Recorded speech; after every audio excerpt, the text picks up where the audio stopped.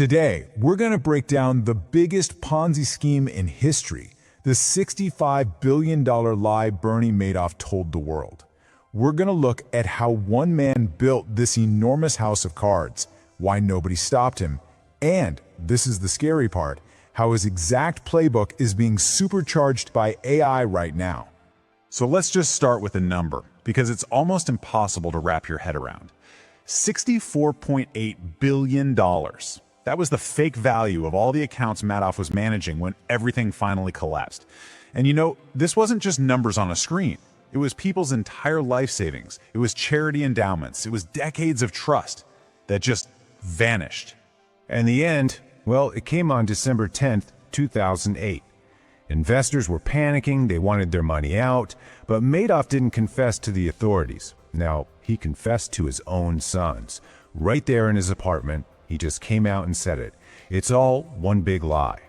And with those 5 simple words, the biggest fraud in history just imploded.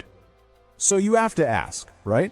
How on earth did one man orchestrate a lie this massive for decades? Well, to get that, you have to understand the powerful myth that Bernie Madoff built around himself. See, he wasn't just some random money manager. He was a pillar of Wall Street. I mean, there was this massive gap between what people saw and what was actually happening.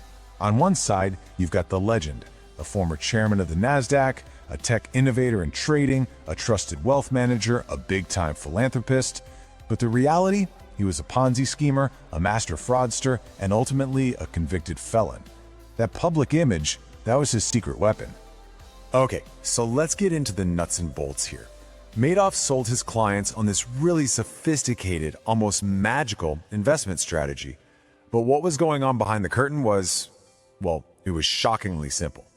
At the end of the day, it was just a classic Ponzi scheme. You know the drill. You use money from new investors to pay profits to the earlier ones. It creates this illusion that everything's going great, but it can only work as long as fresh cash keeps pouring in. The second that stops, the whole thing collapses. So, what Madoff told people was that he was using this complex split-strike conversion strategy. You know, fancy words about buying blue-chip stocks and using options to get these safe, steady returns. The reality? He wasn't trading at all. He just took all the money, dumped it into a single checking account at Chase, and then had his team print out fake statements. That's it. That was the whole operation.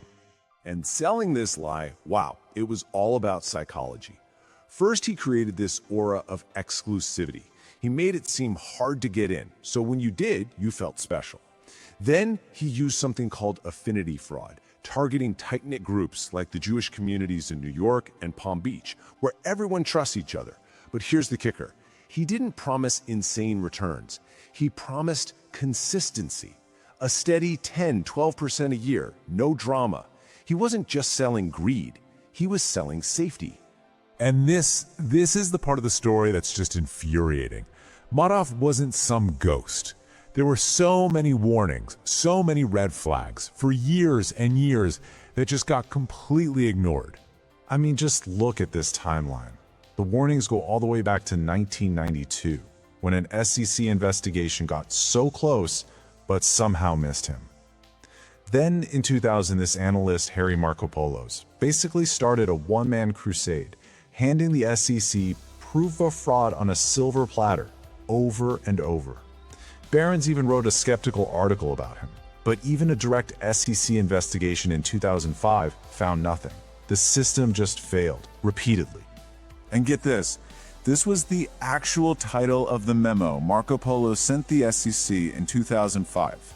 The world's largest hedge fund is a fraud. I mean, it doesn't get any more direct than that, right? He laid out 30 red flags, basically proving it was mathematically impossible for Madoff to be doing what he claimed. And still, crickets. So why are we digging all this up now? Why does this story still matter so much? Because the playbook that Madoff wrote, exploiting trust, faking credibility, it never went away. It just got a massive tech upgrade, and its name is artificial intelligence. You see, today the threat looks a little different. A scammer doesn't need a fancy office on Wall Street anymore. They have incredibly powerful digital tools that can convincingly imitate the people and institutions you trust, which means we're all potential targets now. And the scale is just mind-blowing. We're talking about billions of dollars being lost to cybercrime every single year. And what's the fastest growing threat out there? Impersonation scams. They've shot up 148% in just 1 year. That's not a typo. These are criminals pretending to be someone you know and trust. Sound familiar? The connection here is so direct. Madoff used affinity fraud to exploit trust within a community. Today's scammers are doing the exact same thing, but on a global scale. They can use AI to clone your mom's voice in a fake emergency call, or send you a phishing email from your boss that looks absolutely perfect. The goal is identical. Use trust to short-circuit your brain. Okay, so what can we actually do? Here are 4 really practical steps. The biggest one for this new AI age is to set up a verbal password, like a safe word, with your close family. So if you get a panicked call asking for money, you can just ask, "What's the password?" and know instantly if it's real. The other things, using different emails, a password manager for strong, unique passwords, and just having a plan, they're all layers of defense against these modern Madoffs. So it all leaves us with this really unsettling question. The tools of the fraud have changed, no doubt, they're way more sophisticated, but has the fundamental con really changed at all? Are we, today, with all our technology, any less vulnerable to the exact same tricks of trust and authority that Madoff's victims fell for? I'm not so sure.